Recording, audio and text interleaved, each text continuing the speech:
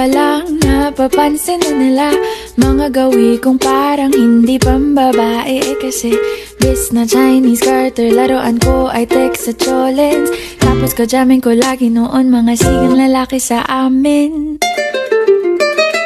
Nung ako'y mag-high school ay napabarkada sa mga bay.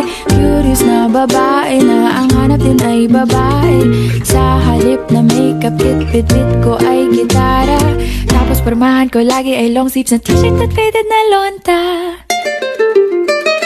Pero noong makilala kita, nagbagong bigla ang aking timpla. Natutuwa ko na magpariban at mag-ahit ng kilay at least once a month. Hindi ko alam kung anong meron ka na sa akin ay nagpalambot ng bigla. Sinong mag-aakalang lalaki pala ang bibiyag sa tulad kong tigreng gala.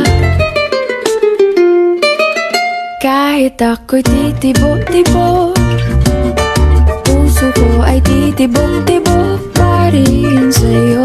Isang halik mo lamang at ako ay tinatablan. At ang aking pagkababae ay nabubuhayan na para bang bulaklak na namumukadkad. Dahil alaga mo sa dilig at katamtamang sikat ng araw-araw mong pag-ibig sa aking buhay nagpapasarap.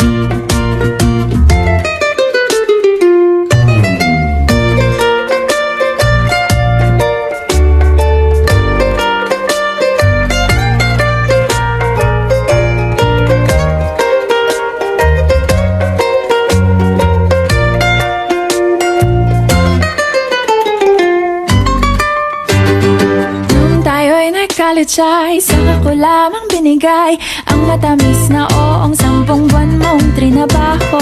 Sa halip na tsokolate at tipikal na mga diskarte, nabihag mo ko sa mga tula at sa mga katamong pabebe. Kaya nga noong makilala kita, alam ko na agad na mayroong himala. Natutuwa kong magtakong at napadalas ang pagsuot ng bestidang pula. Pero di mo naman inasam na ako ay magbagong tuluyan para patunayang walang matigas na tinapay sa mainit na kape ng iyong pagmamahal.